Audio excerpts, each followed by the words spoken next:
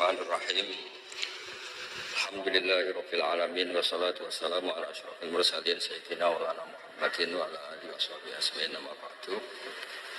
Yang sangat kula hormati guru kita bersama Kiai Haji Anwar Mansur, Kiai Haji Abdul Waqaf Abi Mahrus, Kiai Haji Abdul Hakim, Kiai Haji An'im, Kiai Haji Zamzamis dan ingkang kula hormati Bunyai Aina Ma'ruf ingkang kula hormati wonten Gubernur Jawa Timur Bu Khofifah sedanten Bunyai ingkang kula hormati. Iki kula sekedar dugi niku pun dadi anak yang berakhlak karimah. Terus kula boten perlu nyampean nama itu kata-kata tekotok niku pun saleh pol mriki diutus ning Aina lewat Gus Subab. Gus Subab niku putrane Mbah Mun. Terus kalau diteror satu orang tidak mati ya dua orang. Semua tenu kabeh diteleponi dulur kula, Gus kula. Sing dereng ditelepon malaikat Jibril mawon. Untuk memaksa kula hadir. Kula wau matur Bu Khofifah kula niku hanya mau undangan orang sepuh. Ternyata orang sepuh itu banyak. Teng Mbah Hamid Pasuruan sepupu Mbah kula, teng mriki gurune Mbah Maimun. Terus riyen Mbah Mun ngaji teng Lirboyo. Terus keluarga Lirboyo kadose memanfaatkan hak maksa. Kalau cerita sing ringan-ringan mawon bahwa benar Bu Khofifah tadi berkah itu dimulai dari hal-hal sekeliling kita. Tapi karena saya sebagai kiai menekuni fikih-fikih perempuan. Dulu itu ada Fathul Masail begini Bu Khofifah, agak Fathul Masail itu agak benar tapi ya benar. Gimana hukumnya polisi dari perempuan atau gimana hukumnya wanita jadi polisi. Nah ini Bu Neng Aina nggak usah Fathul Masail langsung eksekusi, langsung meraktekkan. Itu hampir semua musyawirin bilang haram karena polisi itu wilayah lelaki. Wilayah lelaki karena nangani penjahat, nangani kriminal. Tapi ada kiai yang agak unik. Mungkin termasuk kita yang unik itu. Itu Pak Yai, kalau bandar narkoba itu kadang pengedarnya perempuan dan kadang disembunyikan di tempat yang nggak boleh tersentuh lelaki. Kalau semua polisi lelaki itu gimana itu solusinya? Walhasil terus kiai itu bilang, ya udah boleh. Terus karena nggak kebayang kan, misalnya disembunyikan di tempat-tempat tertentu, kemudian polisinya itu cowok. Semenjak itu terus ada maklum kalau polisi itu dari perempuan. Saya tidak tahu Arisalah ngirimkan yang diterima di Akpol itu berdasar fikih itu apa enggak tahu. Tapi yang jelas itu ada fikihnya juga. Jadi makanya mendengar itu penting karena barokahnya mendengar itu kita menjadi tahu cara pandang orang lain. Dulu itu orang mengira kalau kiai besar diundang di musola kecil gak datang itu dulu dikira keangkuhan. Tapi semenjak ada sudut pandang. Terus niki sekaligus hormat nama Ar-Risalah. Ar-Risalah itu nama kitab Imam Syafi'i paling terkenal. Jadi beliau itu diminta menulis kaidah usul fikih untuk kajian fikih. Yang meminta namanya Abdurrahman bin Mahdi. Ya ini tadi saya juga memberi hadiah sama Gus Sofa sama Gus Alawi kitab Ar-Risalah. Kemudian ditulis tebel sampai sekitar 700 halaman. Namanya kitab Ar-Risalah. Di situ ada kaidah-kaidah cara menganalisis Quran dan hadis. Dan itu berkahnya Masya Allah. Akhirnya fikih kita tidak fikih harfiah, tapi fikih yang benar-benar bisa menjawab tantangan zaman. Di antara yang paling terkenal misalnya ibu saya itu namanya Yohanit versus Tabarruk sama namanya ibunya Nabi Musa. Khilah. Di fikih itu ada kitabul khilah, bab merekayasa hukum. Jadi Nabi Musa kita tahu, itu Nabi Musa kecil disusui siapa aja nggak mau. Ini cerita kecerdasan perempuan zaman itu sudah cerdas. Jadi sebelum sekolah Ar-Risalah juga ada yang cerdas. Ini ibu Nabi Sinten Musa, itu cerdas sekali. Dia minta saudaranya supaya meneliti ini larungan Nabi Musa sampai mana. Singkat cerita ngerti kalau itu ditemu Fir'aun. Ketika cari perempuan yang menyusui, tidak ada yang mau Nabi Musa. Wa harramna alaihil maradi, semuanya menolak. Singkat cerita, saudaranya ini bilang, hal adulluka ala ahli baiti yakfulunahu lakum. Ini saya tunjukkan keluarga yang mungkin susuannya pas dengan Nabi Musa, dengan Musa kecil. Lalu pengawal-pengawal Fir'aun itu curiga, loh kok tahu? Sebab itu untuk menghilangkan curiga, dia bilang, tapi mintanya bayaran itu tinggi. Jadi berkahnya minta bayaran itu malah dikira ini benar-benar orang lain. Karena kalau ibunya sendiri, pasti tidak minta bayaran. Jadi ini cerita, jadi mulai dulu perempuan itu pintar ngerekayasa. Ya agak ruwet nih. Jadi kita ini partai-partai yang kalah sama ibu, kalah sama apa saja lah, sama Bu Nyai. Kalau santri ditanya, takut mana Bu Nyai sama Pak Yai? Mesti jawabannya takut Bu Nyai. Itu ijma, itu sudah ada ijma.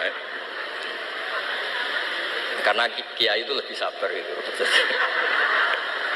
Kalau kata Bu Nyai enggak, kiai itu lebih pelupa. Jadi kalau ada masalah gampang lupa. Akhirnya karena bayar itu terus tidak curiga. Enggak curiga kalau itu ibu aslinya Nabi Musa. Akhirnya ibunya Nabi Musa dapat dua nikmat. Dia ketemu putranya, sekaligus dapat uang dari Fir'aun. Jadi Quran kalau mencontohkan perempuan itu luar biasa. Ada lagi contoh Asia. Perempuan itu memang misteri. Ada yang istrinya Fir'aun jadi wanita hebat, yaitu Asia. Ada yang harusnya solihah kelas papan atas karena istrinya Nabi Nuh, malah enggak. Sehingga pola-pola fikih perempuan, saya ulang lagi, pola-pola fikih perempuan itu Imam Syafi'i ngarang. Itu kalau sudah tentang perempuan itu ya pusing. Jadi ternyata pusing itu kalau ditarik ke atas. Itu dulu Rasulullah itu menghadapi Aisyah sama Fatimah itu ya pusing. Itu kalau Halah datang, Halah itu saudaranya Khadijah. Itu kalau datang itu betapa hormatnya Rasulullah. Makasih kamu datang mengingatkan pada Sayyidah Khadijah, pada Khadijah gini-gini. Itu Sayyidah Aisyah cemburu.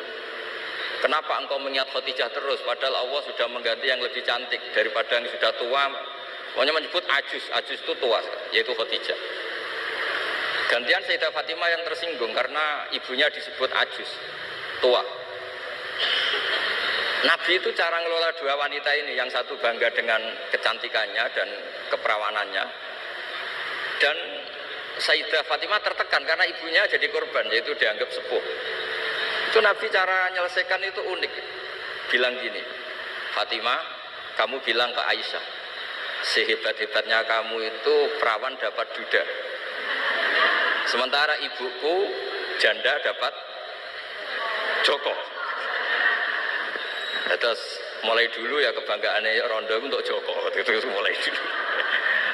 Tapi ini cerita, jadi ngelola perempuan itu ribet. Jadi kalau terlalu ke Aisyah, Sayyidah Fatimah cemburu. Kalau terlalu ke Sayyidah Khadijah, Sayyidah Aisyah cemburu. Jadi ya nggak ada solusinya memang. Jadi kalau kiai ngaji fiqhul mar'ah itu, fiqhul nisa itu nggak ada selesainya. Kata Nabi, khuliqat min dila'in a'wad, didesain dari iga yang bengkok. In dhahabta tuqimuhu kasartah. Kalau kamu memaksa lurus, patah. Kalau kamu biarkan tetap bengkok.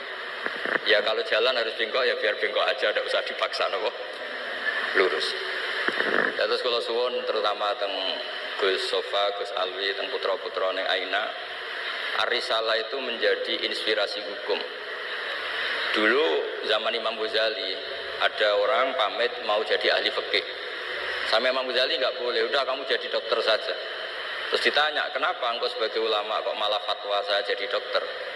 Kata beliau, banyak negara Islam yang karena nggak ada yang belajar dokter harus berobat ke dokter yang non Muslim. Begitu juga di dunia ekonomi, di dunia politik dan seterusnya dan seterusnya. Jadi itu yang dikenal dengan usul fikih. Dulu Imam Syafi'i itu bencinya sama orang kaya itu Masya Allah, karena beliau lahir miskin dari komunitas miskin. Dan beliau referensinya miskin itu lebih menyelamatkan karena lebih ringan hisabnya. Itu malaikat bagian hisab. Kalau hisab orang miskin kan pusing, nggak ada yang bisa dihisab kan. Mau dihisab apanya? Hanya beras 1 kilo kan nggak ada dosanya kan karena darurat. Tapi setelah beliau ngaji usul fikih masyhur itu, beliau datang ke Muhammad bin Hasan As-Syaibani. Ini asal usul beliau ngarang kitab Ar-Risalah. Itu emas itu tumpuan di meja. Kalau ngitung uang itu di depan umum. Makanya ini juga jadi fikih. Makanya menurut saya kiai-kiai itu kalau ngitung uang banyak kesunatannya di depan umum. Biar orang nggak kepikiran nyalami template. Karena uang kiainya sudah banyak. Itu Muhammad bin Hasan As-Syaibani itu kalau ngitung uang di ruang tamu. Imam Syafi'i ini penguatan terhadap nama Ar-Risalah punya Aina, karena Ar-Risalah itu nama kitab Imam Syafi'i paling melegenda. Kenapa engkau mengumpulkan uang sebanyak ini? Engkau orang alim. Biasanya orang alim itu gak suka uang, gak suka harta. Terus Muhammad bin Hasan As-Syaibani ini guru kedua, termasuk guru kesekian lah dari Imam Syafi'i. Oh berarti saya orang alim, orang soleh gak punya uang. Iya orang alim biasanya gak punya. Sudah tak kasihkan orang fasik biar dipakai dugem, dipakai main perempuan, dipakai judi. Jangan, pakai jenengan saja. Kalau orang soleh nanti manfaat. Oh berarti orang soleh oleh sugem pun angsal-angsal. Semenjak itu Imam Syafi'i berpikir rubah.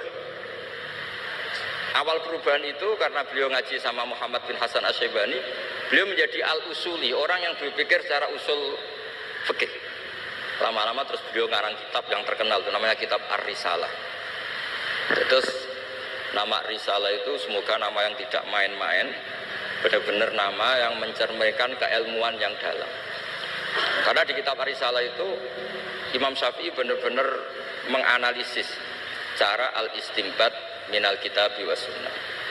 Ya, terus beliau kalau ditanya masyhur itu ya, apa dalilnya perempuan misalnya mimpin, beliau cerita ini wajadtum ra'atan tamlikuhum wa utiyat min kulli syai'. Semuanya itu ada dalil. Meskipun nanti ada aturan-aturannya, tapi Imam Syafi'i itu begitu fasih. Dan ini bisa kita lihat kalau kita belajar kitab Ar-Risalah, karena logika yang dibangun kayak tadi. Boleh nggak polisi perempuan jadi polisi? Pertama pilihannya pasti tidak boleh, karena ada wilayah-wilayah yang ekstrim, takut diperkosa, takut mengalami pelecehan seksual macam-macam. Tapi ketika pertanyaannya dibalik, ketika kejahatan ada yang bentuknya nyuwun sewu pemerkosaan dan harus dites, terbukti tidak diperkosa apa enggak, apa-apa. Terus kalau polisinya lelaki semua itu gimana? Begitu juga dokter kandungan. Dulu tuh geger, dokter kandungan tuh boleh nggak dari lelaki? Geger. Tapi setelah Basul Masail didatangkan dokter kandungan, itu dari 10 yang tes, itu yang lulus lelaki semua, yang perempuan nggak lulus. Karena ketika melihat pendarahan, si perempuan ini kaget terus pingsan. Akhirnya yang dablek-dablek ini yang lulus jadi dokter. Nah, akhirnya terus mulai ahli fikih itu mikir dari penjelasan tadi. Apalagi kalau menunggu lama, terus jaraknya jauh, dia harus ke tempat prakteknya malam-malam. Kan kadang bayi juga mintanya lahir 1:30 dini hari. Nah, itu kan juga repot itu kalau singkat cerita akhirnya mau tidak mau ahli fikih ini mendengar dengan kondisi-kondisi seperti itu. Lagi-lagi jawabannya di kitab Ar-Risalah. Jadi kitab Ar-Risalah itu kitab di mana Imam Syafi'i itu berargumen. Sama seperti tadi, kiai besar diundang di musola kecil itu kalau nggak datang, dulu dianggap sombong. Mentang-mentang sudah besar diundang musola kecil nggak mau. Tapi setelah ada fikih itu, pikirannya dibalik. Wong jatah kiai cilik kok dijupuk yo. Nah itu kalau toko-toko besar boleh di kampung-kampung kan kasihan yang ibu-ibu pedagang. Nah sekarang kalau kiai besar, payune kiai desa pendak manakipan ae sing kiyaine teko, kiai gede.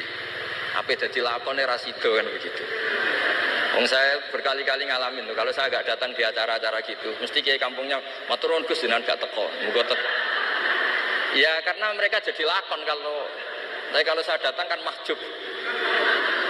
Nah itu kan terus jadi mindset fikih juga. Ternyata cara pandang, oh nak teko kiai yang sopan, kiai gede kok diundang di musola cilik teko.